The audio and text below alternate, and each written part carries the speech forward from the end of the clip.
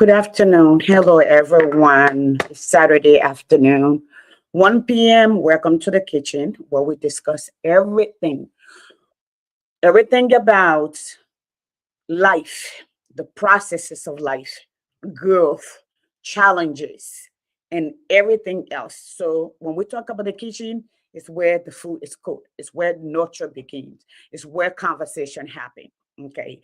So I'm going to start this conversation. Let's listen to a quick music, and then I'll play another video, and then we're going to continue with the conversation. So today we will be playing. What? I didn't do this. Where's that? Today we will be talking about the forward march of the nations. Okay, we talked about that last week, and we're going to amplify it. Um, where is this? Where is this at? We're going to amplify that um, as we go ahead, comparing other nations, what builds a nation. Okay, that said, I'm going to bring this song on, and then we're gonna go ahead and begin the conversation. Peter is in the back, so yeah, here we go. Yeah, yeah, yeah. Yeah. Yeah, yeah, yeah. Say, I love, eh.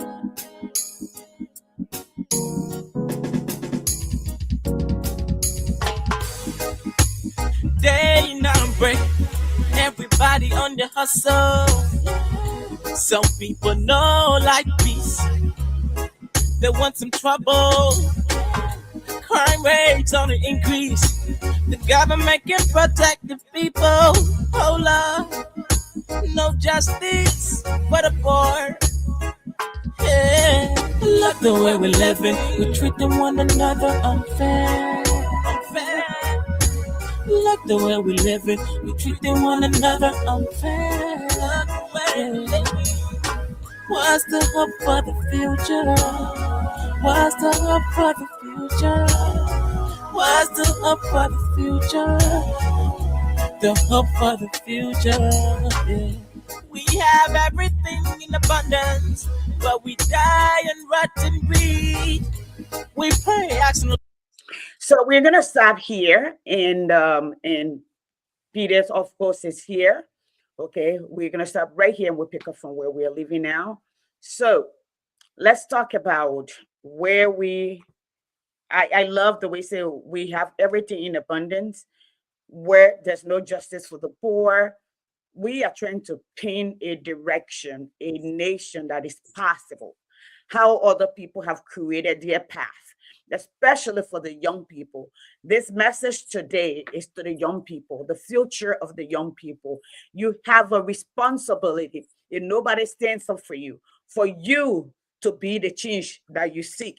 So your children and their children will not experience your experience or walk the path that you walk.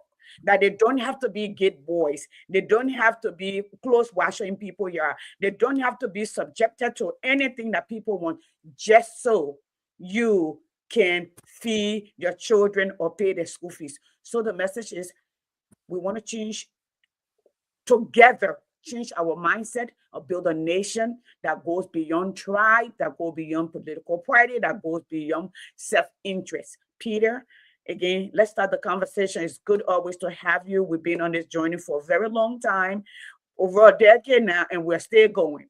Okay. Some days we walk backward a little bit to kind of air, breathe a little bit because we are human, but the love of Liberia is stronger than sometimes ourselves. Thank you. What's on your mind? Yeah, again, yeah, thanks for this conversation. This is important. This is an important conversation. Before any of us started to speak, we had the thoughts. We thought about what we wanted to see the nation as, but we were not public or vocal about it. But what happens is whenever you don't engage with something that has to do with the greater good, you create a vacuum, and the vacuum is occupied by people who are not necessarily the most competent or the best people for the job or the most trustworthy. So when you create that vacuum, those who are not qualified steps in. So we have to continue to speak about our country, what's going on in our country, because like you said, we love our country, and to be honest with you, a lot of it is about self survival, right? And I'm saying it's self perseverance, because if you don't take care of Liberia, who are you leaving it to, and what are you leaving? Are you now conceding that you're not going to have a country?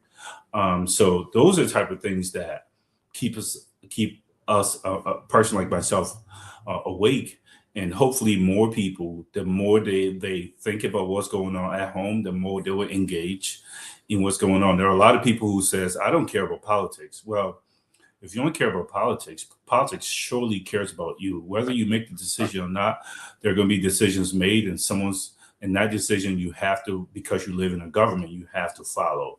So who are you picking to make the decisions that affects you, your family, and those that you love? The other thing I want to talk about is what our expectations are. If you think about Liberia and you think about the way things are and the people who are lauding this government right now and saying they're doing a great job, I believe those people fall in a few categories. One of the categories is a lot of them just haven't been exposed to better, right? I think it was Aristotle who says, once you're exposed to better, you can't go back to mediocrity. He said it in a different way, but he said that. And the other thing is, those people just don't care, or their expectations for our people and our country is very, very low. And that speaks to themselves, right? What they think about themselves. They think that we're supposed to have our economy controlled by foreigners, Lebanese and the Chinese and the Indians. This is how it's supposed to be. We're supposed to have dirt roads everywhere. We're supposed to have their relational an duty to their yeah, nation. Mhm. an education system that is filling our kids and therefore filling the future of the country. We're supposed to have no hospitals and corruption, and we're supposed to have grossly uneducated, unqualified people making decisions with other countries who are sending their best, and we're sending damn near our worst because there's some political operatives. And so therefore they run to the front of the line and get to make decisions for my children, your family members, which is harming them. So we're saying that we expect more from our country because we see our people as better. We have high expectations for our people because we revere our people. We see that they can accomplish more if just given the opportunity and the space and the environment to do so. These people do not see Liberia's getting better. One of the things that, and I'm gonna close on this, one of the things that Mr. Cummings said on that little clippings that we showed was, he says when he got to Kigali, it's just how improved, how developed their country was in a short period of time. Again, that's a country that's moving forward, right? Came out of civil war just like we did, had Yeah. a lot of problems just like we did, third world country just like we are. Resources, we have more, and their country is developing, but their country is developing because they're being intentional about development. And something you say, yes, Cindy, I'm gonna close on, you cannot develop a country until you develop the people. The people develop the country, and that is true from every article, every literature we read about nation building. So we're going to keep talking about how to build a nation, how to make our country better, because in contrast it with the vision of these people now, this is not how you do it at all. Thank you, Peter. That said, I'll play that clip later. I've not played yet, but I'm going to go ahead and play that later. I want to welcome the few people that have already logged in. Guys, last Saturday, you did good for us. We are growing the platform. We appreciate it. Peter will tell you this platform was a big platform. We went all the way up to 700,000. It got hot.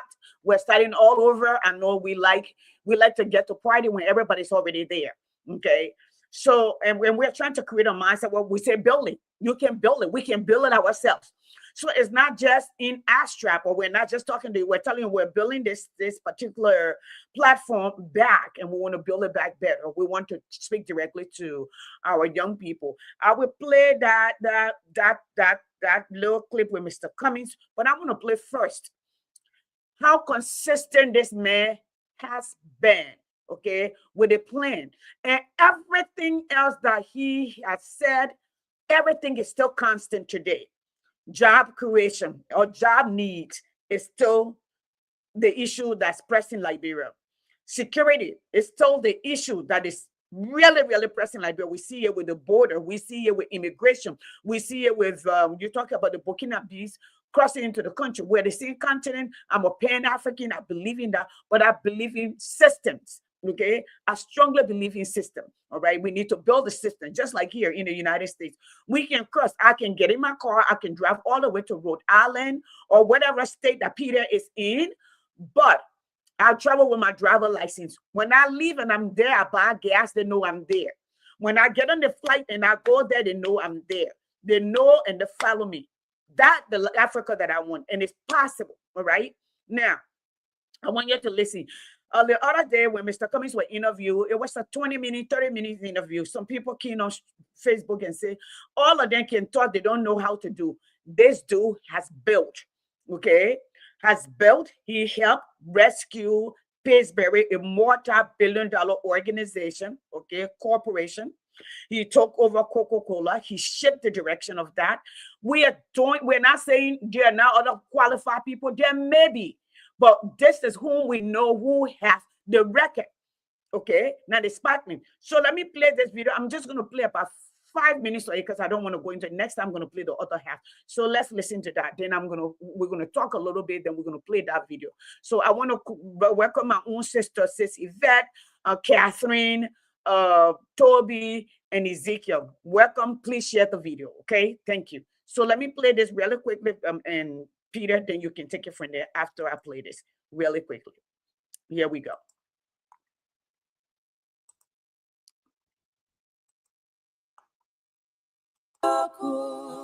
Chicken necro for day.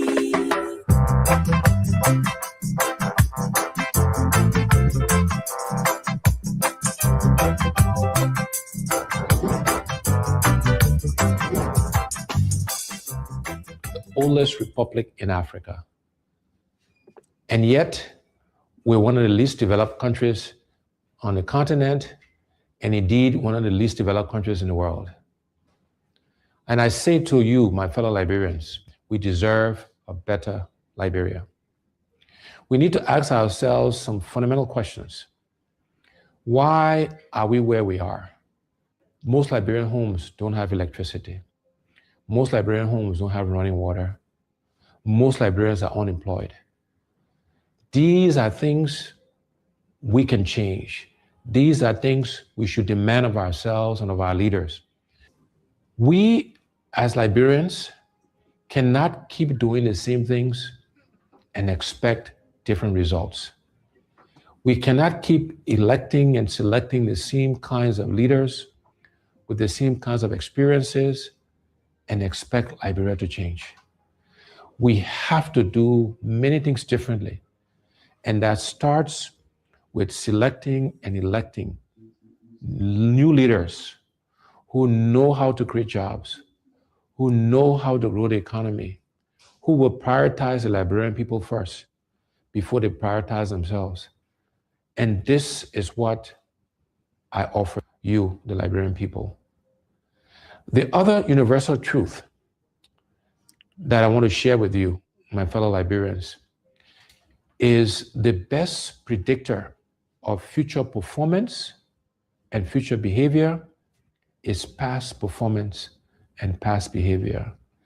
And again, I ask you to look at my record of job creation, of success, of managing large budgets without one penny going missing.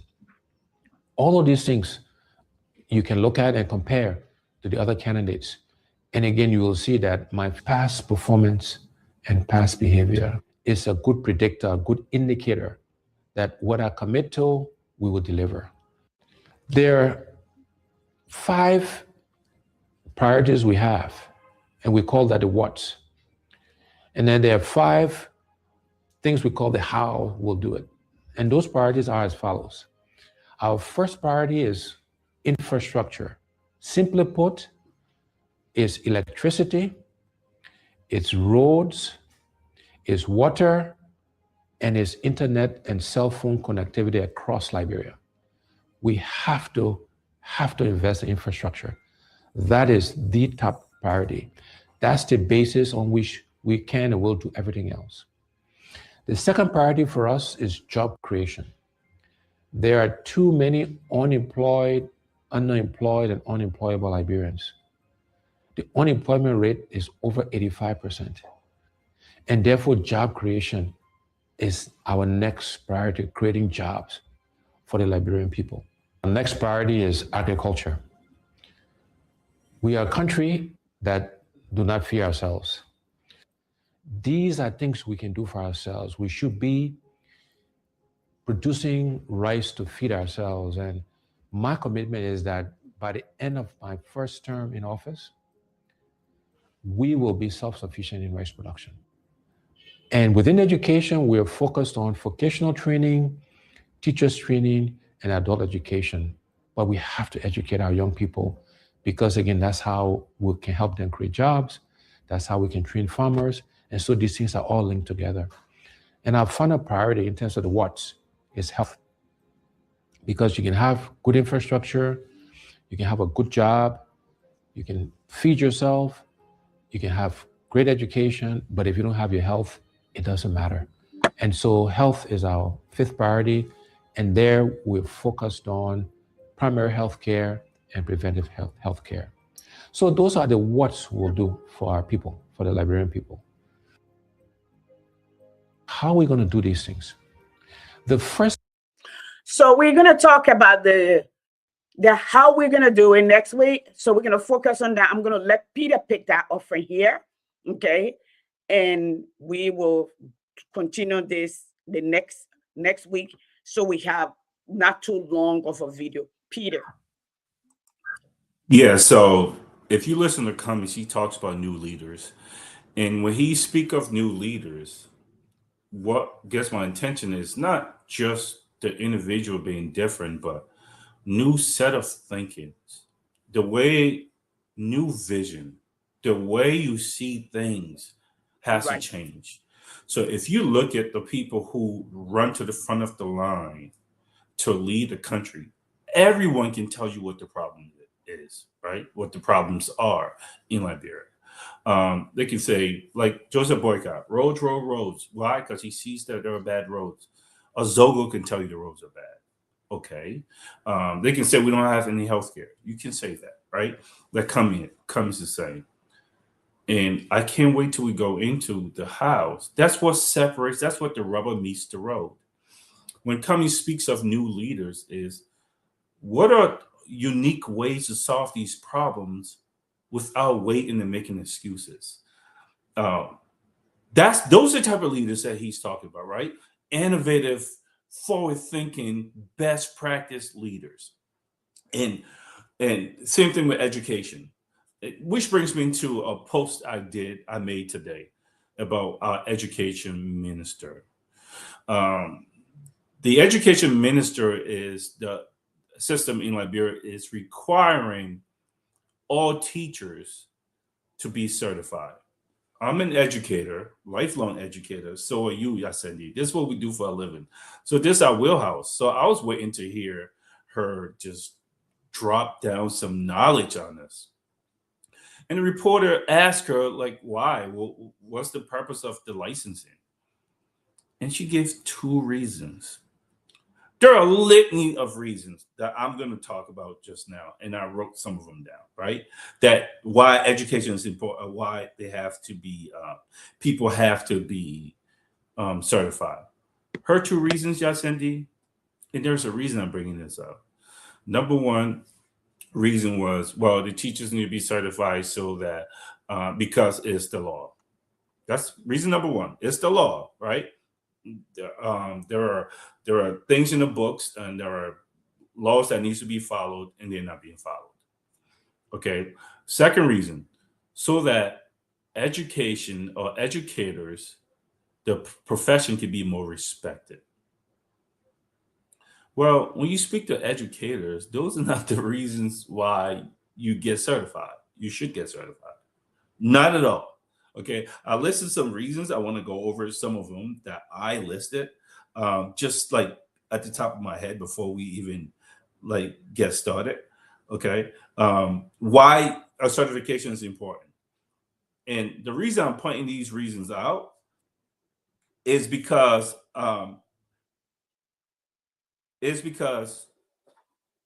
the intention behind why they are asking people to get licensed is what I'm questioning. I believe the reason they're asking our people to get licensed is more of a cash grab.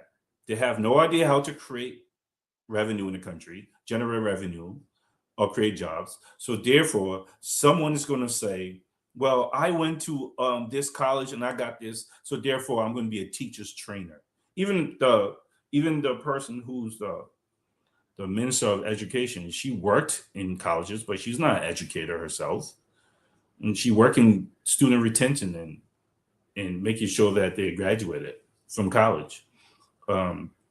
She's not an educator, so she didn't have to go through all her practices and pass those tests and be in the classroom and understand the structure. She didn't. I'm just stating the fact. I'm not trying to hate on her, but it will make sense why she would think those are the two most important reasons. One, to make the profession more respectable, and two, because it's a law. Let me go through the list of reasons education is important. Okay. How about the knowledge? That's the first thing, right? We need to know that the teachers have knowledge and skills. So when you do what's called, when you go through the process, you go through what is called praxis. They test you on your subject area knowledge. So you have to demonstrate that. For example, I do world government and history, world history. So they will quiz you on world history and show how well you know that. Okay, you have to pass that. The other thing is pedagogy. Now, pedagogy is just how you take your teaching, the information you have, and transmit it to the students and your interaction, and pretty much the art and skill of delivering. What do you do first? What do you do second? How do you mix them up? How do you have what's called different modalities in the classroom? So you do that. They test you on. They will test you. They'll have a teacher assist, like a coach, with you, and they will see how you handle classroom management. Well, that too is important because now they know that with different personalities, they're young kids, their brains being developed, the prefrontal lobe is not yet fully developed to do crazy stuff. And how do you handle that? How do you make sure the class doesn't devolve into chaos when there are kids who are disruptive and they want to see how you manage everything? How do you work with small groups? How do you do these things, right? They'll quiz you on those things, okay? Not just that, not only that, there's more, okay? They will make sure that how you do assessments, how do you assess the students, okay? How do you assess them? Like, there were kids with, how do you handle kids with learning disabilities? In Liberia, we just call them doll. Well, Yep. is this kids? Hey, Peter. Yep. Dysgraphia? Does he suffer dysgraphia? Does he suffer from dyslexia? Dyslexia? What is going on here? Does he have some emotional issues where he can't work with groups, or does noise bother you? There are different. Is he an auditory learner? Is he a kinesthetic learner? There are different things you have to master. You have to study child psychology to understand how the brain develops, how it works. So what happens when you become a certified teacher is you learn a lot of skills just outside of just being knowing the subject matter, right? And they quiz you on that, and they check your proficiency, and they set a baseline to make sure you're above it. And once you go above it, they will license you to be a teacher. Okay. What else? Then you'll go to schools. The families will feel supported. The kids will feel more comfortable. They don't need you to be learning with them. You need to know this stuff before you come in, because there are people lives that can only be 14, 15, 16, whatever age, once in life. And Peter, may I just come in right there a little bit? Yes. So the stages are different, okay? Primary education, the requirement is slightly different. So get certified, okay? That's from, some people can do from K1 through 12, okay? Some people can do from K1 through 5. Some people can do from K6 to 8. That's middle school, okay? But if you were doing the whole thing, that's not just a few hours of testing. You have to know, like Peter said, the psychological side, the different growth, system, how these kids and function. And that's what they tell you, the teachers who love love children, they teach elementary. Those who love subject matter, they teach high school, okay? And those who are crazy, they teach middle school. Because middle school, the kids are like fair weather. You can walk in the morning and get a hug in the Now afternoon. you can see the truth. They're crazy. I'm crazy, I know. That's why you teach them. Yeah, yes. But go ahead, Peter. I just wanted to bring that to light. Go ahead. No, it's true. Again, so there's nothing wrong with that. Like making sure the teachers are like certified, or to make sure that they're licensed. On the surface, it sounds good. Just as on the surface, wearing helmets sounds good on a motorcycle, right? Is that the pressing need right now? Is a helmet and a vest? And that's, again, we're creating solutions for problem yet to be discovered. That's what it seems like. What it seems like, and if that was the case in America, here's what they do. Let's talk about education. They will give you student loans to go and get educated, right? Whatever profession you want to do, and you pay back over time. Because they realize that there are a lot of people who do not have the money to do that. They may be brilliant people. Okay. Again, just like teaching, there could be a lot of people who know subject matters, but do they have the interpersonal skills and everything I just talked about to be able to navigate between all that and put it together and be a teacher? You can't, right?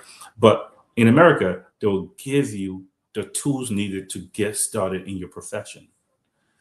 This woman never talked about how she's going to support teachers. She didn't ever talk about how they're going to pay more money to them, or what they're going to do to professionally develop. And again, she is not that. She's not an educator herself. She worked in education, so she probably don't even see these things. The point I'm making is, here's a person with a doctorate degree, with quick to flash credentials, right? If you were to ask me why should teachers be credentialed, making the profession more respectable would be the last thing I'll probably say. I probably won't even say that, okay? Because it'll be respectable based on the output. Your right? output. And Your productivity. You Productivity. don't have to say, oh, I'm certified, so therefore I should be more respected. What are you talking about? No, like people respect it based on what you're giving them. So the point I'm making is, there's probably a teacher school that they're already set up, who's going to be teaching those people, and she's somehow going to benefit, because that's a pattern that we have seen from everything, from the insurance, from getting fire extinguishers. It is targeted been built. It's targeted to empower certain group of people, to make certain people absolutely rich. It's not actually about the nation's building, and this is what we're talking about. I know what the point I'm making. Yeah, and the point I'm making is, they could disprove me, but that's what the pattern has said, right? So now that people have paid money for helmets, why are you not gung-ho about helmet laws anymore, or vests? Well, because they already made the money, and now they passed the law or the ordinance, so now they can just pick and choose to use selective enforcement to get money from people. Same thing with the insurance, same thing with everything, right? They somehow are going to grift off of government and use the laws in the country for money-making ploys. I say that to say that if this was a true educator, she would not be talking about making because it's a law. That's not a reason, one of the reasons you give when you're an educator. Educators don't talk like that. Teachers don't talk like that, especially someone with a doctorate. They don't say, well, it's the law and then we got to follow the law. It's been on the books, so, and it hasn't been enforced. They don't talk about enforcing law. And that's what these people are always doing. They just want to be draconian, like a dragon, enforcing laws. How will you spend some of that energy on elevating the suffering, alleviating the sufferings of the people? How will you spend some of that time on talking about how do you job create? Or how do we get the scores of our WAC scores up? What do we do to do that? Okay. Yeah. So what I'm saying, so Cummings is saying there needs to be different leaders. He's simply saying there just needs to be different way of thinking, different type of people who sees it totally divergent from how they see it. And here's what I need people to understand. That's all the leadership is, right? Where we stand, it seems like, oh, you guys are just being dedicated opposition, right? Dedicated objectors. First of all, yes, we are. Number one. Number two, we said this man was not qualified. These people are not qualified. There's a reason why we said that, because we knew they couldn't do the job, and they're proving it. So all we're doing is pointing out what they're doing and what should be happening. And what they're doing is not how you built a nation. And this is why we didn't support them. It's not because the man had bald head or he's old. If he was competent, I would have supported him. But there were things that needed to be said. He was not saying those things because he doesn't have the skill set to do it. So therefore, he's going to hire people who are just like him. Everything. There's a recycling plant, I guess they're creating. Again, good idea, bad execution. Everything they do, they know what the problem is. They just don't know how to solve them because they're not innovative thinkers. And we need new type of leaders who think differently. When we talk about roads, last time we talked about transportation. There are so many different ways to do it. Electricity. Listen, you have to think outside the box. You know what China is doing now with all this electricity thing? They're literally sectionalizing areas of support. So LEC would be just for, say, chicken soup factory. They'll have their own little substation, right? So when it goes out 7 seconds, don't have to worry about it. There are so many innovative ways. No one's saying that's not my expertise. But I'm saying what my expertise is, I can tell you 20 different ways to do it. The ways that they're doing it is not the most efficient. And the reason it's not the most efficient because we don't have innovative thinkers who ran to the front of the line to be leaders. Thank you, Peter. That said, thank you, Peter. Here's what I'm going to do here. That said, as we continue, innovator, leader, common sense, okay? We keep saying to you, we do not have to reinvent the wheel. And Josh formulated this in when I was on the platform with what they call it, tough talking. Okay, every department, every facet, every discipline on earth that you want that can help Liberia, Liberians are specialized in that field. Okay, here's number one. What is required for college education is not the same. The intensity of having a K1 through 12 educator is more intense. Okay, you can be a PhD, okay, and go teach an undergrad. All right, you just have to go through that. You're specialized in a particular field. You know it, and you can test that. With K1 through 12, there are a lot of pockets, and Peter will say nuances that you must know. Not just the ABC and the 1, 2, 3. Okay, you have to be a trained psychologist. All right, like for instance, in my class, there are kids who have not emotional, but they have medical needs. When those far comes to me, and we get training all of those, I need to know if a child is suffering from seizure, if the child, that Peter said, have anxiety issue. What do I do for that child when they can't stand the noise that's going on all the day? They came to school, they're upset and they're very nervous. All right. You don't yell at them and say, pass, don't bring your. So it's intense. The level of education you have to, you're continuous learner. Okay. Your learning does not stop. I don't know about Peter's school. At my school, you have to have a minimum of professional study every year. This year I got over 36, and I still got some pending because some are compulsory. Some there for me, for my own developmental issue, for leadership and all of that.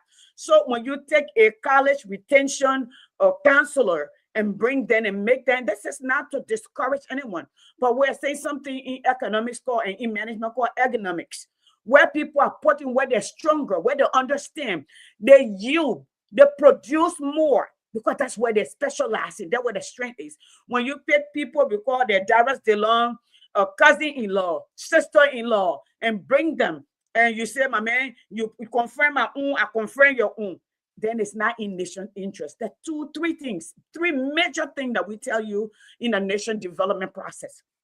Yeah, so let me jump in real quick. Okay, go ahead. And just to bolster what you just said about qualifications, right? So when you're in a, especially K-12, and still they still do that in higher education. What you're talking about, like differentiating the lesson. So whatever it is you're teaching about, right? So you teaching global economics or economic systems in country. There are kids who suffer from, in Liberia, we just call them dog. There are kids who got tested. Yeah. They're not making excuses. Very, very brilliant. They suffer from dysgraphia. That means they can't write. How do you still, shield that kid from everyone else noticing that this kid cannot write because of his disability? Not that he's handicapped. His brain just doesn't function to put letters to paper. But he's brilliant.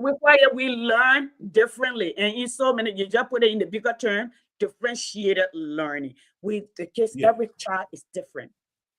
Yes. Okay. So I bring that up just to say that there is so much that's going on.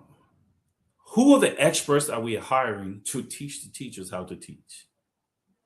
Right? You talk about professional development. You have over 30. We literally have. You have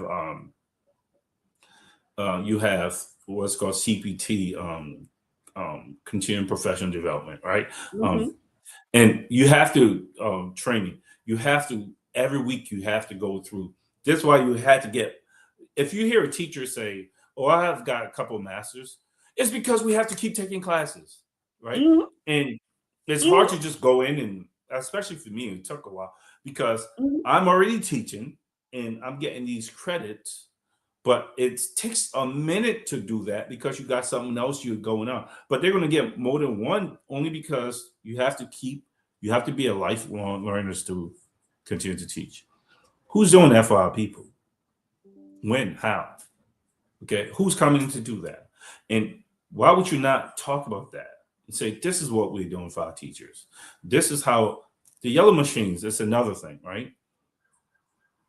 You have to learn how to drive those things, operate them. Well, if you charge people with no money, obviously you're not going to get a drove of people coming to you because they can afford the $600 for the US dollars for the training.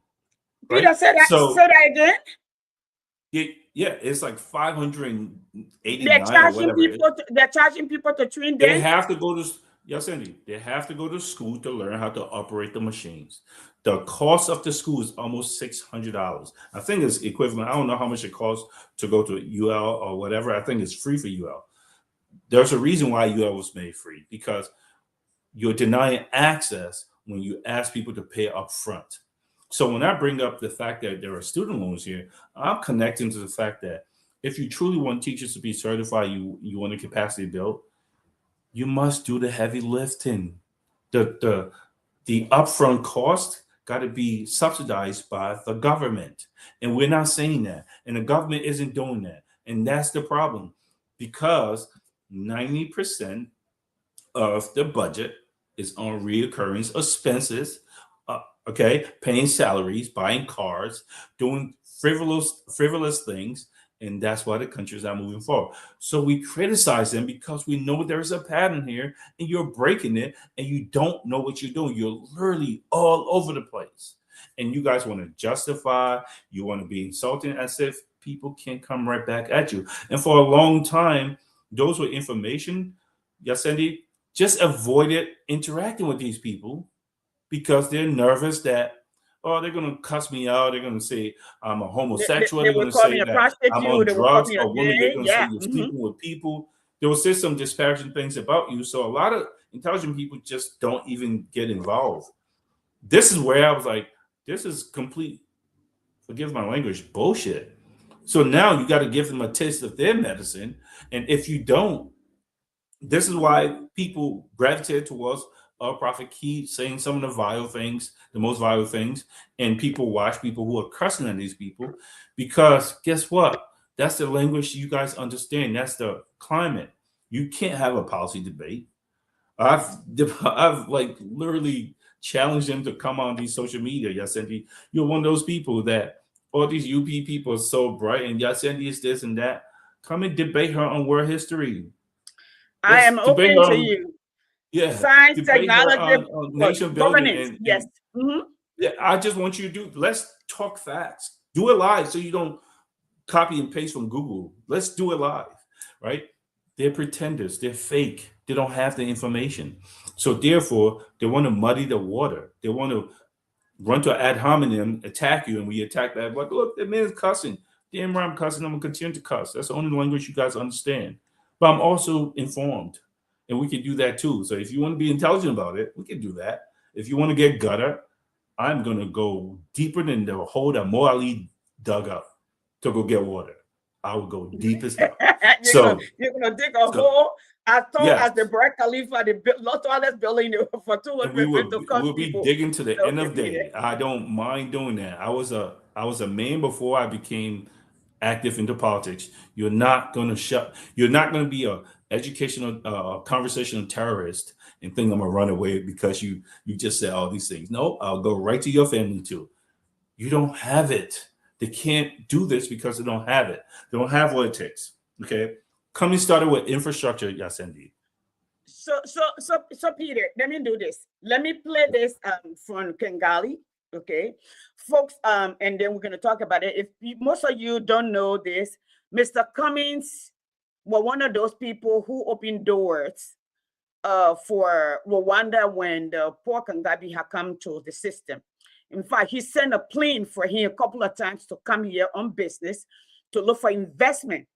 Just as he put his name, a good name, on the board at BWI, because BWI was used as a training base during the war for Taylor.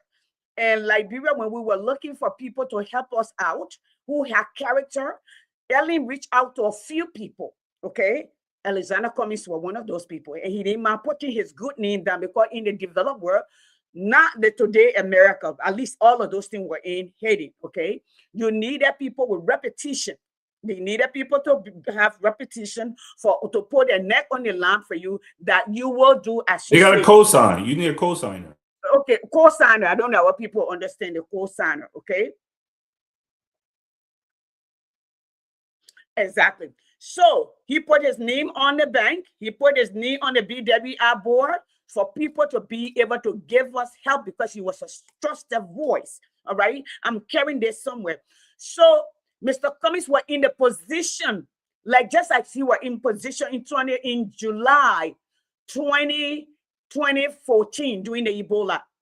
While our policymakers were leaving, he was able to get some of the highs of the highs, money people in America, to get on the plane to come to Liberia to give the cloud and the attention that Liberia needed so we can get the help that we needed. So I'm going to play this and we're going to come back to that, why this is important. He has, and he repeated that the last time he was there, Mr. Cummings have been to Rwanda many times. In fact, the bottom, East Africa, South Africa, he helped East Africa a lot in respect to businesses creating avenue for farmers to have some of the fruit juice land that y'all got from Coca-Cola. He introduced it. That's how they were able to buy the product from the marketeers to increase their business and their assets. So let's play this. Mr. Cummings' time in Rwanda. I'm going to find a YouTube video so it can be wider next time. So let's pay attention to him here really quickly and hear what he says. And that is the difference. All right? That is the difference. Let's see what he says.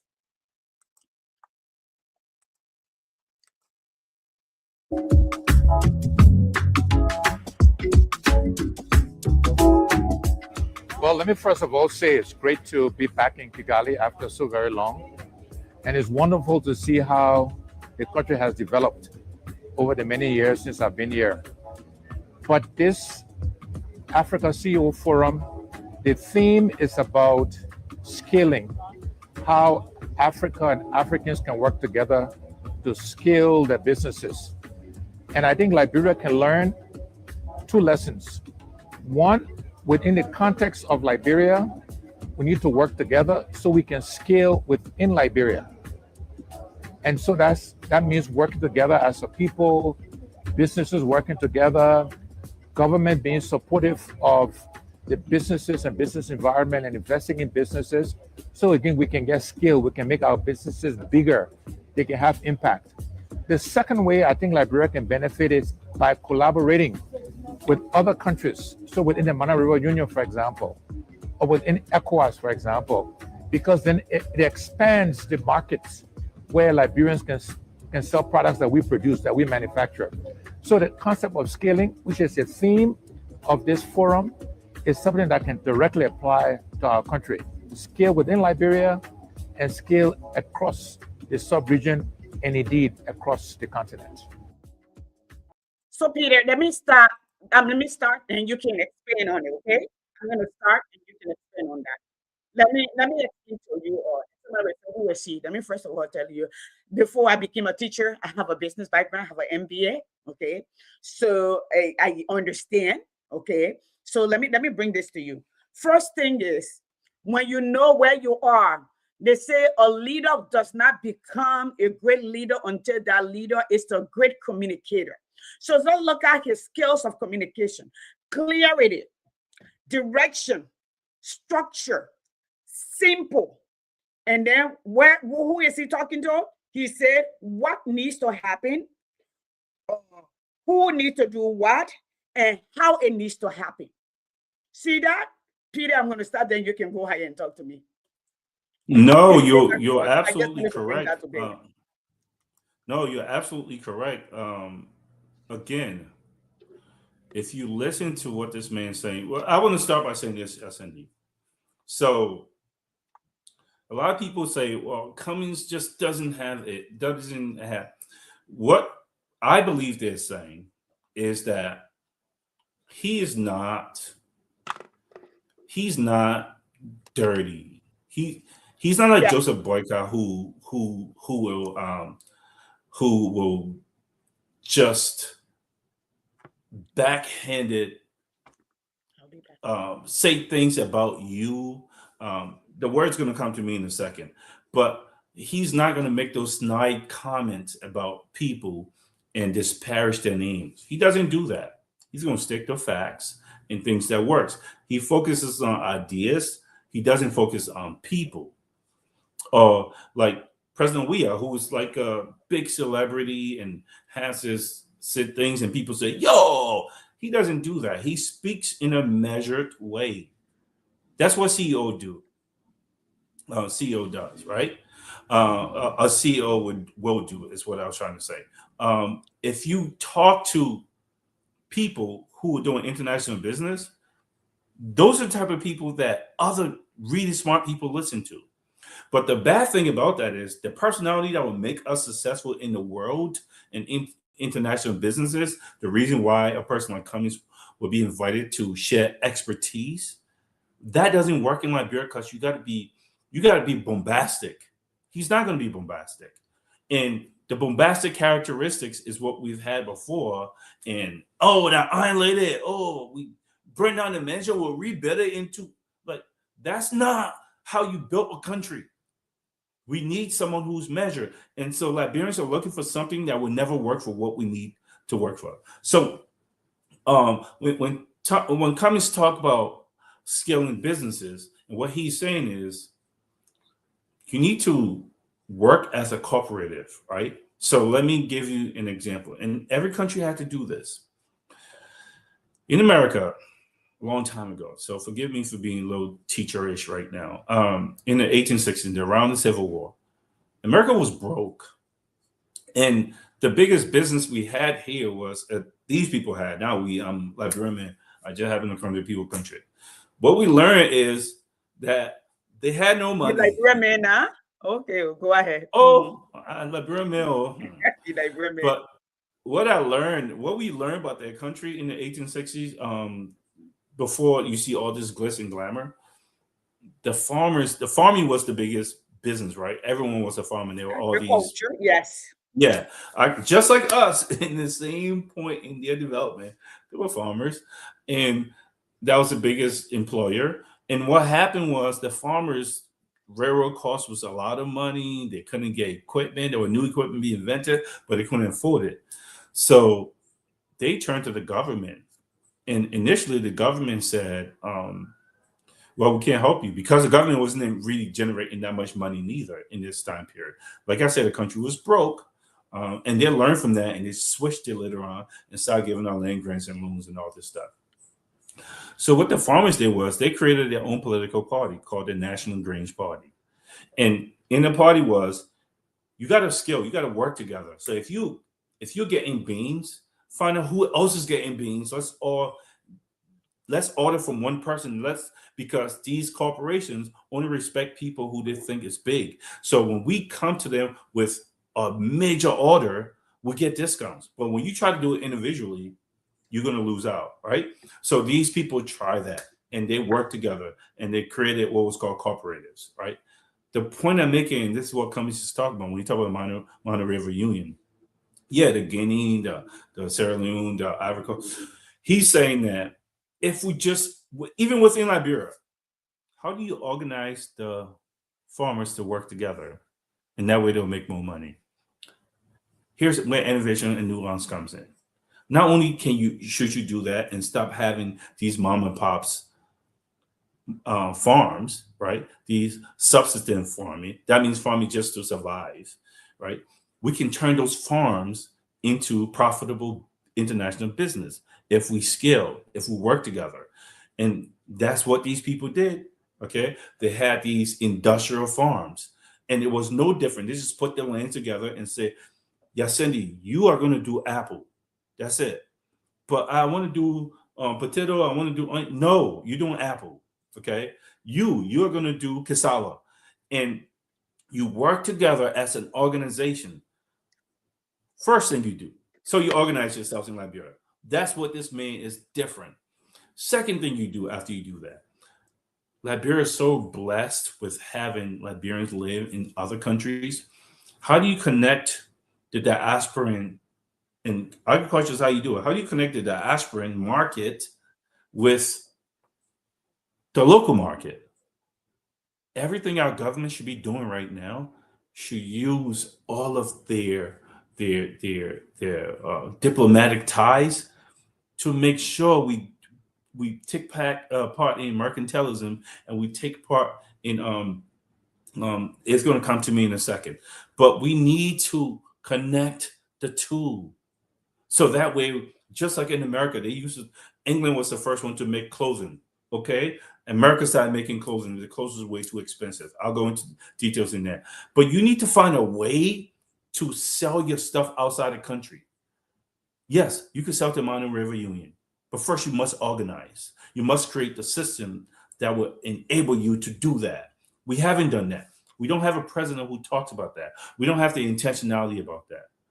Different type of leader, different type of thinking that we change that. Okay. Not just the Minor River Union. Then you have ECOWAS that's bigger. Sell it to them. How do we organize to have a market that is for international use? You have to be intentional about preparing those people, training them, giving them the expertise to do that. We're not doing that. So when we say this government doesn't understand, and now how do you prepare for international markets? All of this is possible. All of this is possible. So when our land-based the agreement that was made at California State University, supposed to be whatever 200 million. This is what I was talking about, and this is what they were talking about. Before any of this stuff works, the organization have to be first created. The structure, the networks have to be created. The storage facilities have to, the training for international standards. They're saying we will teach you that. Well, guys, we could have been done that. So when I say things like Boyka is not very educated, this is what I'm talking about. If agriculture was your thing, he will be 100% talking about innovative ways to scale our market, agriculture market, and get it bigger, because that's what we really can do. Yes, Cindy. Not only that, we signed a deal with a $26 million deal with Kenya to make circuit breaker or something. Circuit breaker. Yep. Yeah. And I said, again, good try, horrible idea. Why? I'm not saying that you can't bring a factory. I'm saying it's not going to be profitable. The reason it's not going to be profitable, therefore, the government will have to subsidize a lot of things, and we don't have extra money to do that. So it's going to be money put in the wrong place. What do I mean by that? Supply chain and manufacturing has been mastered by China. This is why America take their stuff there to be made. They have a country that subsidizes everything. So money-wise, they're not going to lose because it's government money. It is communism when it comes to the economy. Now it's socialism when it comes to the business and the economic system that they're having. So the point I'm making is we're not going to make any good that is better and cheaper than what people, even the Mono River Union, even within Liberia, can buy from Liberia being made. It's not going to be cheaper. It's not going to be better quality because the Chinese have mastered. This is why Trump had to go to them. They have mastered on a behemoth level supply chain and manufacturing. Therefore, what do we have? We still have our agriculture. We still have our human capital. The things that we should be heavily invested in, we have a president who's just looking for any wins and to sign anything, say, oh, we've signed this deal. The deal doesn't make sense because you guys don't understand. You're focused on an agenda instead of being focused on an objective. Every time you talk to them, the arrest agenda just tells you the steps in achieving an objective. What is the objective here? We need to be talking about objectives, not agendas. Anyway, yes, Andy, we are just on the wrong page on everything. And because our people don't quite know, and that's why some of us have to be loud about it. We are wrong. We picked the wrong leaders. They think they don't have the vision because they don't have the information, and they're not humble enough to want to hear the information. So they cast away a person like Cummings when they should be tapping into them, just like they should be tapping into the diaspora expertise and inviting them back home and making it way easier for them to come home. But they're not. They're arrogant. They're fake. They want to give you credentials. If you want to talk about credentials, I said it before, I'll say it again. George Weah credentials way better than Joseph Boyka. That means he's way more educated. I need to stop talking about credentials. Thank you, Peter. Thank you so much. So I'm going to start my part of the conversation this way. Okay. And we have to understand this. I teach my children at the most elementary level. And I ask them question. What are 3 things a nation needs to develop? Let's just say a nation experienced natural disaster or man-made disaster. Let's say war, let's say tornado, let's say flood, everything is broken down. What's the first thing that you do? What's the first thing that you do? You reconstruct. What do you want to yield in the end of the reconstruction? What kind of nation are you trying to build it back better, or you're trying to build the same thing that you have? Are you trying to change your direction, especially if your nation went to war? If your nation went to war, you're trying to change direction. And when you're trying to change direction, what country do you look at? Okay, because you need a schematics. You know, I hear Liberian people say, especially Nimba people say, savoir Menzida. To plot a map, you need an old one. But here it is, though. The white people say the same thing. To build a house, you need a blueprint. you need a rendering, you need a schematics, okay, depending on what profession you are in. So the names are all different, but it speaks to the same thing. That blueprint that it tells you, because what the engineers do is they conceive the end result that Peter said. What the objective? What are they trying to build? So they have what do you call it, abstracts of it. So they put it on paper, right? So let's say since you're using the old Mac, you're looking at the old Mac, you got to look at it critically because you're trying to build something new. Does it have glitches? Okay. Is that a bend somewhere in it? Is the end of the Mac, it stays defined, is where you go to make an adjustment. So I'm saying this, there are three things that you need. First, we need to reconstruct. We all agree. How do we reconstruct? That where we travel, we don't follow that. In the process of reconstruction in Liberia, what do we need? Okay, we need to first let our people know never again. All right. So we are going to recover temporarily. How do we sustain our people to survive, to believe, to get on path, to believe what we're trying to say? All right. The leader have to be intentional. That's the rescue era. Then you first have to come back and look at, how do we get here? What do we do incorrectly? You do reform, right? Right, Peter? Then you do that. Now, we say this, the easier way for any nation to be mobile, for mobility, is education. There are three things that you need. Three elementary things that you need. You need infrastructure. You need the human capital development. You need capital goods, because you need goods that you can use to create other goods. What do you need to create a middle class in Liberia? You need to educate. You need to build skills, build skills. How do you need? You need teachers. Okay. You need schools. Okay. You need electricity. You need water. And you need to nourish your children. You have to make them feel right. We can come and write everything. We can come and bring, and we have to bring the people who are specialized in that area, that can put in the time and produce better and qualify people. So you are bringing teachers that will teach teachers. That's what Saudi Arabia did. Okay. That's what you need to do. You bring in teachers that will teach teachers. You need skills like bricklayers, masonry. You need all of those things. So you need builders, people who are crafters, who can work with their hands. At the same time, you are building the next class of children, young people. Today, we told you we were going to speak to you, the young people.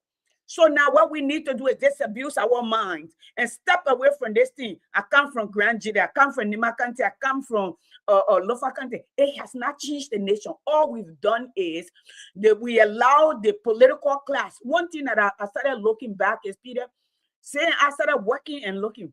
Majority of the people who were in the back during the era of Doe, during the era of Todman, okay, during the era of Ellen Johnson, Sally Sawyer, they are still, majority of them are alive, they're still in the back. They are putting the button, okay? There are few faces that come in the front. And those who have been in the back that are pushing the buttons, like I said the other day, I have no problem with like somebody like Ophelia Huff. I saw this woman when I was a kid. She's still a board member. I saw George Wiley father who don't even know what terrain he's in. Still trying to be a vassal. We are in 2026, the digital world, okay? I heard somebody say the other day, oh, so you don't need to learn. They wouldn't know how to shoot. This is not a shooting age. This is a drums age. This is the age where the soldiers sit in their houses and they point a machine to go out. This is the age where we call them universal soldiers on the plane. They're walking. They are robots and grab men and think like men. They got 20 men bring in one breed. Okay, that's the age. So you need people who are analytical. You need people who are specialized in what they do. Because let me tell you something. If you talk somebody that Peter to Liberia, right, and say we want you to teach and maybe help us create some curriculum, Peter is going to do what he knows. They will arrest me at the airport.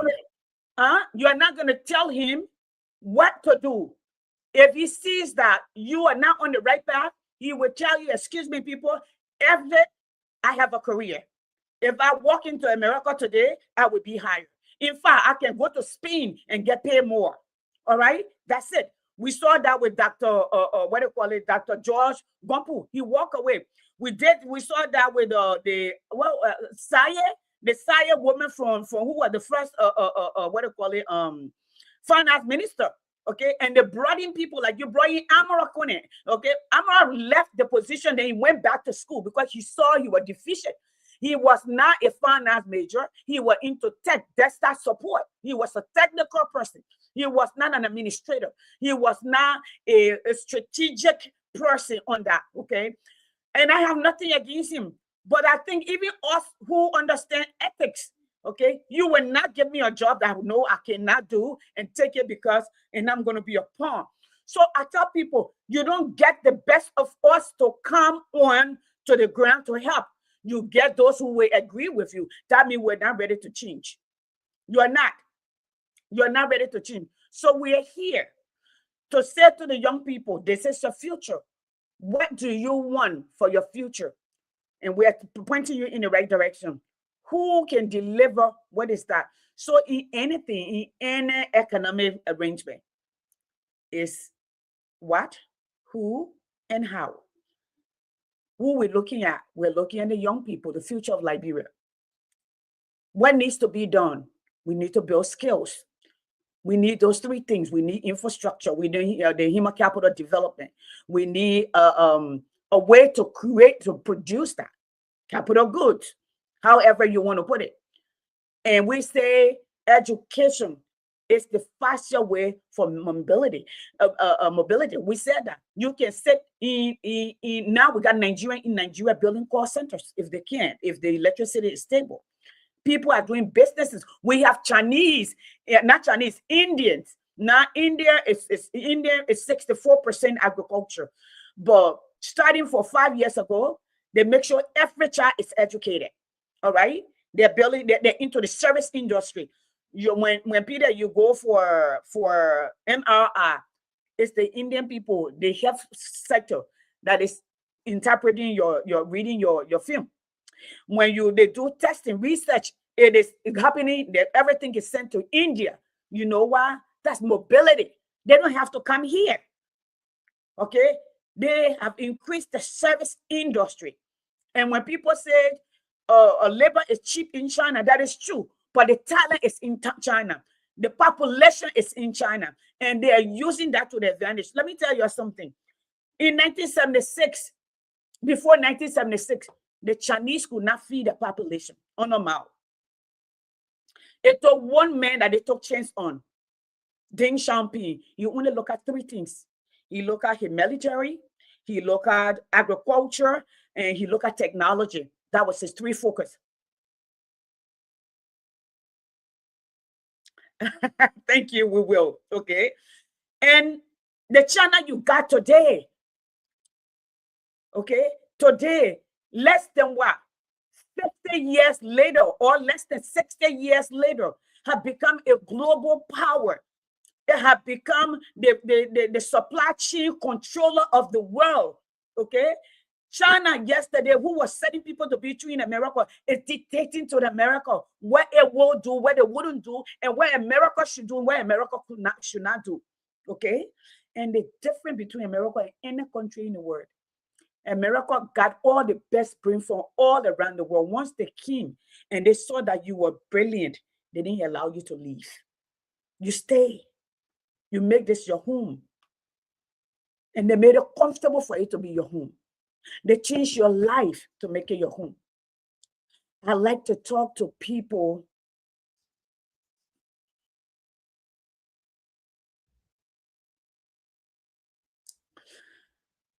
I would like to talk to people who are logical, who are willing to listen, who are ready to debate the issues and find a common ground. Where do we go from here, Peter? So I'm going to give you the next maybe 10, 5, 7 minutes to kind of bring us to a close here and see where we are. Yeah, so a few things. You talked about the structure. I need to go back and talk about delineate between America and say China, that was broke in the 1970s. We don't say these things to just sit here and say this country did this, and that's what people who are not very introspective here. Like we just mentioned all these places, we are showing you there's a pattern of progress.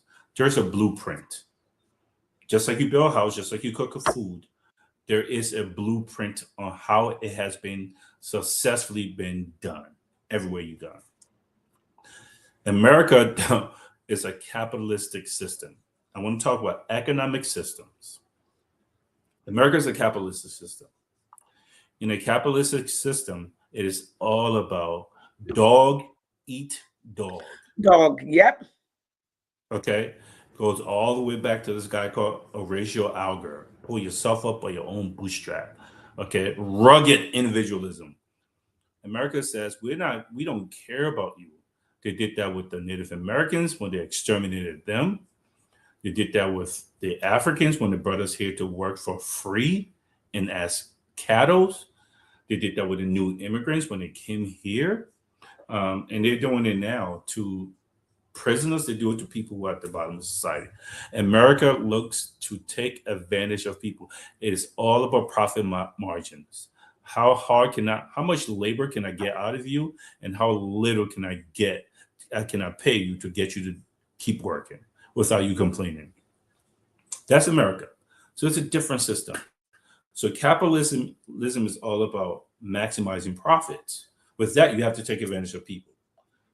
Socialism, communism is all about the government being a parent and taking care of people.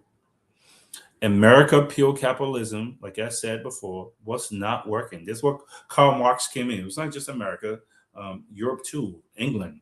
Okay, it was not working.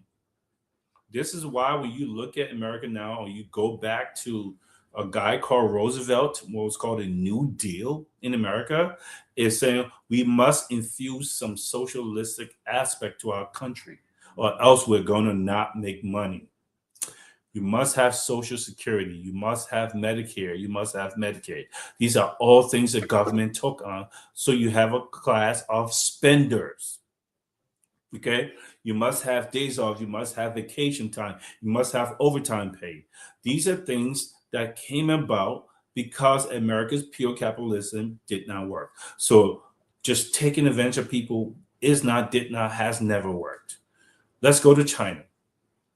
China started off by being a command economy. That means the government did everything, built the homes, told you what's going to be purchased, how much of it's going to be purchased, what color, where you're going to work, all that. They have now relaxed the standard, just like America had to relax to move socialistic, because that's what's supposed to happen. There is a pattern here. The government must take care of its people. The government cannot take care of our people if we're spending 90% of the money on salaries and paying bills and traveling and packaging and generator. Yes, yeah, and for generator. a few time people. We have to be innovative about solving real problems. You need leaders who are not poor without government money, without having their hands on the people's money. Okay. In America, during the Great Depression, after the country crashed and burned, none of us would have come to America during the time period.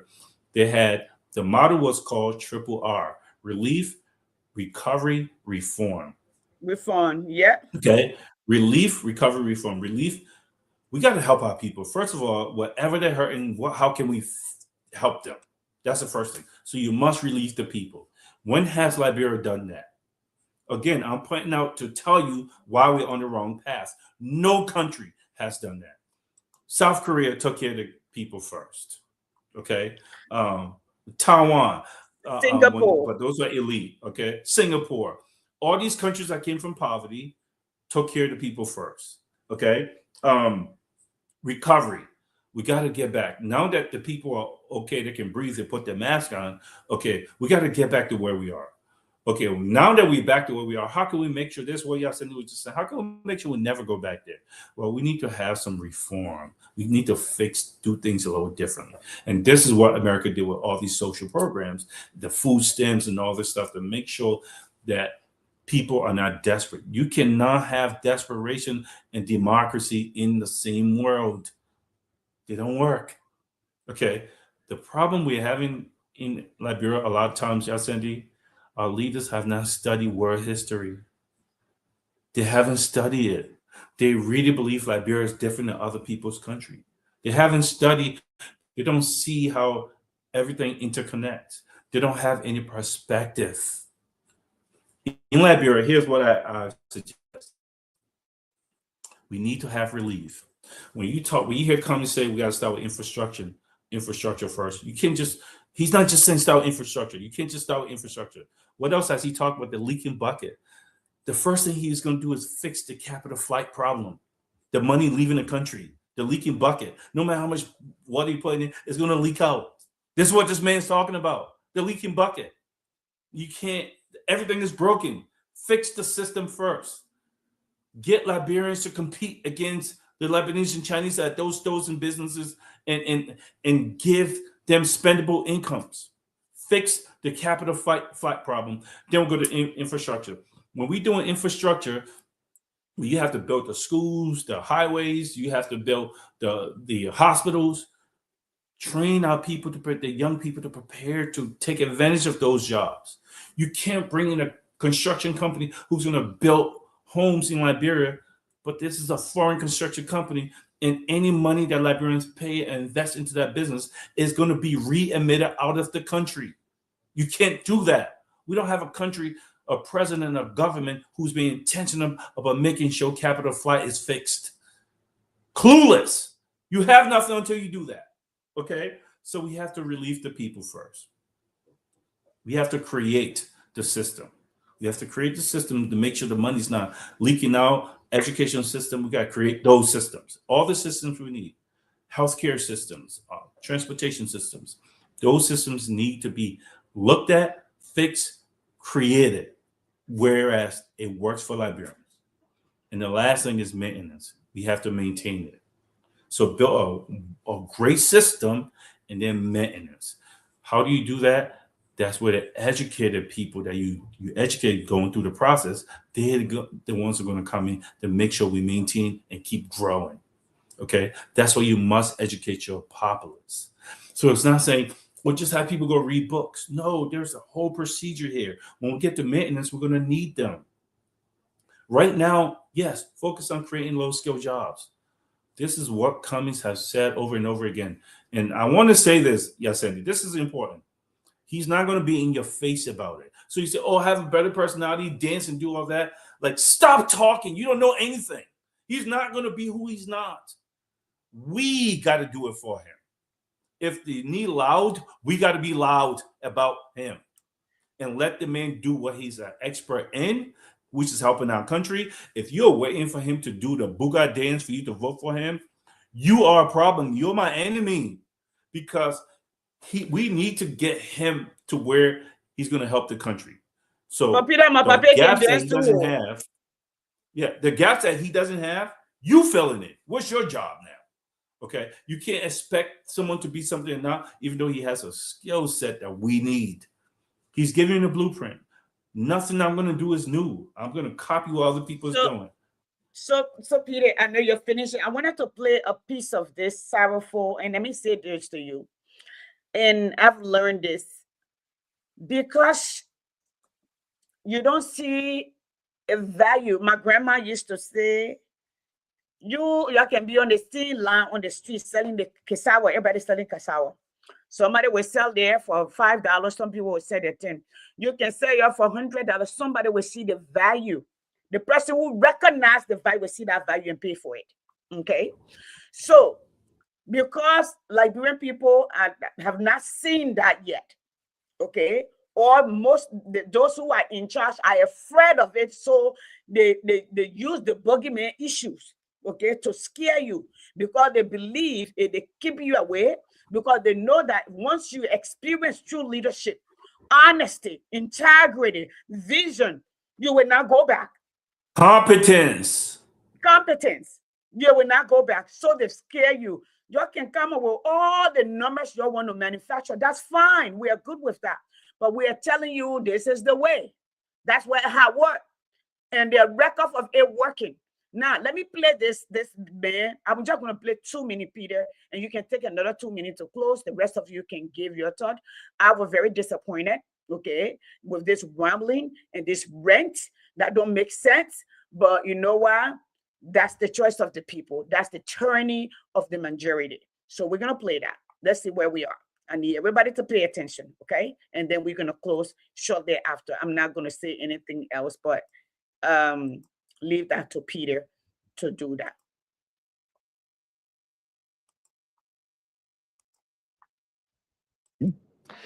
Liberia has a we have no have to copyright listen to to this this. video. We have to listen to him. his flagship interview show. Our Yes, guest today is the and president the of people need to Liberia, hear it. Joseph And you can Boakai. Thank go you very for much, Mr. analysis. President, for being our guest. Thanks for inviting The me. reason being is people Liberia has should often not been have said associated they were with intelligent civil enough. war, Pause it, sit down, poverty, you talk about it so people- and lack of democracy. You were elected. What is your main priority? Is it Peter, hold on 1 second. I was saying if the people, the so-called people who want to be in power for 200 years, or they say, I didn't say that their what do you call it, chairman said that for 200 years, if they knew better, if this was an insult, literally it didn't make sense, they would have, just let it be instead of trying to post it that he said we are fine with our neighbor. I want to know what that means from somebody who studied government, who teach government, from your analysis and what you know. I just want to maybe 2 minutes of it to make sense of it. That's it, not much. 2 minutes. Okay. So No, okay, we can hear him. okay, good. peace? Is it democracy? Is it bringing foreign investment to Liberia? Or all of the above? I'm glad you added that. It's all of the above. But I believe for a country that had gone through conflicts, the first and foremost, I believe, was to bring about peace and reconciliation. And then also get the people to understand that we have a nation that we need to build. And so after the peace and reconciliation, we should move to the next area where we change our habits that have become a problem to development, such as corruption, such as maybe the idea of maybe laziness or the don't care attitude about a nation, become patriotic. And that's why we've been working with trying to remold minds of the people toward development, toward moving themselves from where they are to a better life, which is available that we can do, provided we are determined to do so. And I think we can do it. You spoke about peace, you spoke about reconciliation, you didn't mention justice. We know that there are many calling for justice, including for warlords who have not been brought to justice. Does it mean that to have reconciliation, you need to forget justice? There cannot be peace without justice. And I think we have demonstrated that when we signed the executive order against war crimes. So Peter, I'm gonna start here. Please, I know I said I will not say anything, but I want to say something.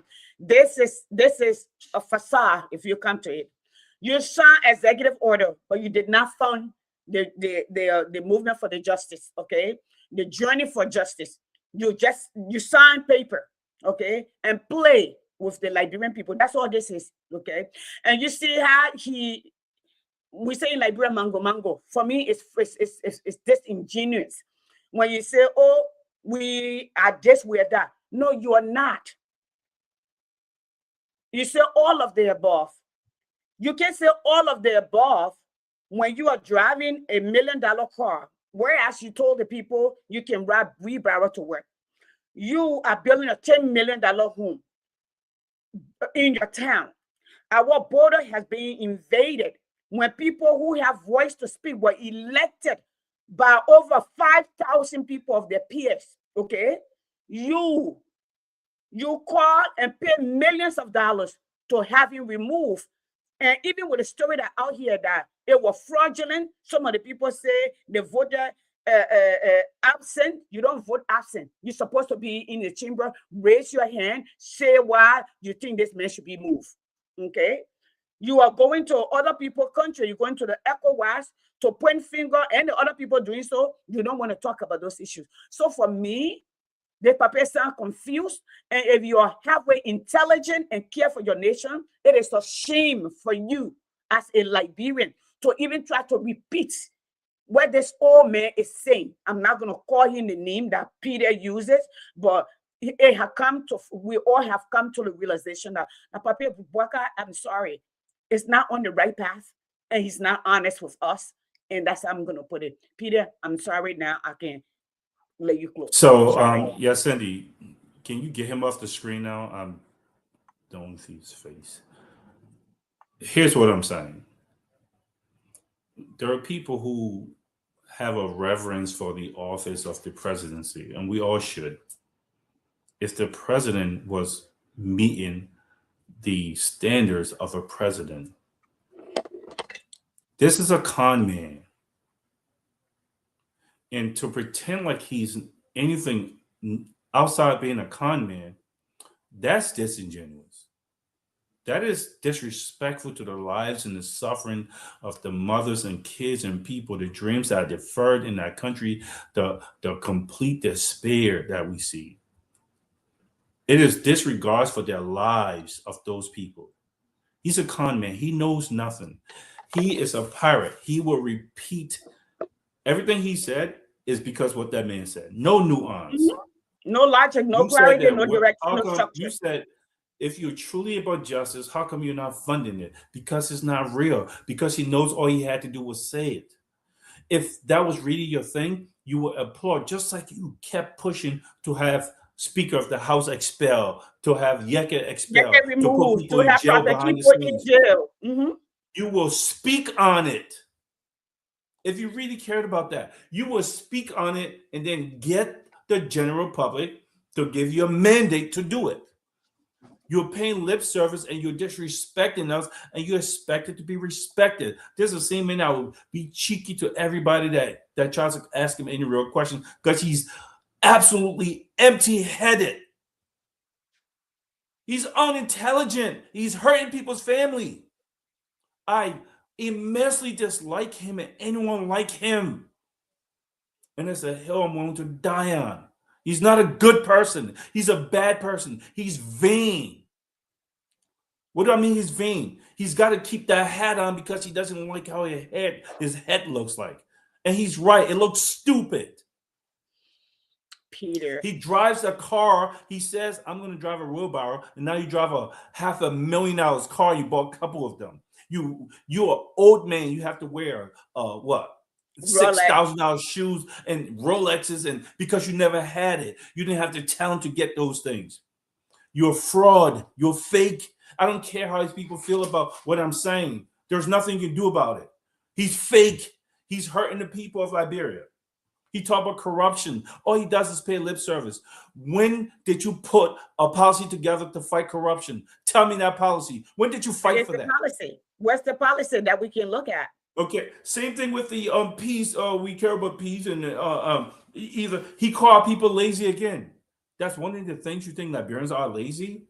How come when they come here they stop being lazy? They work so many hours to remit money back. 2 and 3 jobs and go to school at the same time. Get master's degree while working in the field, building career, building family at the same time. Why? Yes. This man talk about patriotism. Those are the things you think we're lacking, not leadership and structure and vision. All he does is make excuses. You know nothing. You're a con man. You're able to manipulate people because of your proximity to them, so you call other people strangers. You're a stranger to logic. You're a stranger to education. You're a stranger to information. You're bad for our children. You're bad for our country. I cannot stand listening to him. He's a vain old man that has nothing to offer. He's a primitive, vain old man. I would say to his face. I would say to any of his people's face. And they can't debate it. It's true. He's nothing. He's got nothing to offer. If Joseph Boyka was to drop dead right now, Liberia has lost nothing. Nothing. We lost nothing. He's got nothing to offer. He's a nothing. Everything's fake. He says words.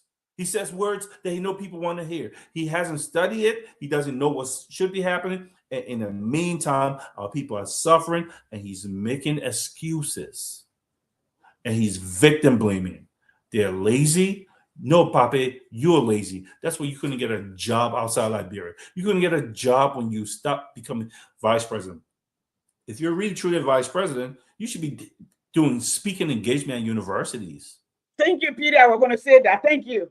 You should be writing books. Nobody called him anywhere the whole 6 years that you were not in position. You should. Nobody invited him anywhere. You're a statesman. You could not speak anyway. He had nothing to offer. Yes. You got zero to offer the world, and they don't like hearing the truth, as if they're going to do something to someone for telling the truth.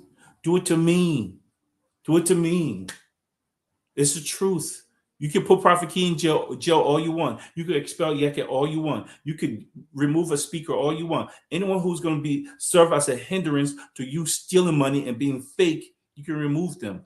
What you cannot do is silence all of us. I'm not in your jurisdiction. You can't put me, you can't send people to burn my house down. You can't. I'll say right to your face, you can't. So therefore, why I'm able to, before you silence a person like me, I'm going to keep exposing you, telling the truth. And guess what? Everyone knows it's true. You went in the background and told Prophet Key it was okay to insult George Weah's mother's private parts. Insult you say Mr. you're doing Cummings. a good job, and now you don't want no one to call you a bush brain when you're an idiot. You don't want to hear that. You don't want that for yourself. Prophet Key is literally talking about that's a car roll up Mr. Cummings. You're telling him he's doing a good job, but you don't want people to say you're stupid, and you think that's bad. Well, they don't have no home training. Guess what? I had the best home training. That's why I'm a master educator, and I make really good money, and you can't touch me. And I'll tell you the truth right to your face and your people's faces.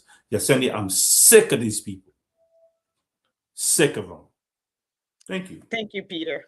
Thank you, folks. We will call it good night. Thank you so much. We're supposed to be here for an hour and 30 minutes, but we're enjoying the conversation. We started a little bit late. Folks, getting on. This is a lot of work. We have to research. We have to find information, and we have to speak it out because we have to verbalize it. So it's a lot. Peter, I want to say thank you for answering the call, being here. Yes, we will be here next week. All right, everybody, listen up. This is how we're going to close. We're going to close with Quincy B. We have no copyright to this music. This young man did this music, I think 2016. Everything that he talked about is still present today.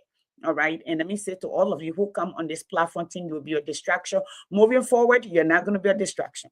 You can write what you want to write. You're fine. We're going to say we're in a different direction. We have people who are qualified, that can do the job, that can change the nation. It will take one man, but it will take all of us to roll up our sleeves and do the work. Okay. We have to be vocal. We have to be present. We got to put everything that we have online, especially for you, the young people. It's your time not to sacrifice. Okay. You must be far-sighted in your decision, not for a place to sleep, not for the t-shirt, not for the cup of rice or the bag of rice, not for the lapa, and not to fit in, or not for your tribe. It must be for Liberia. That's it. Thank you so much. You have a good day. Let's see what Quincy B is right now, and let's see what he can say to us as we end this video. Thank you so much. Here we go. In our suffering, it's what they're making business out. Yeah. The rich get richer and the poor people suffer.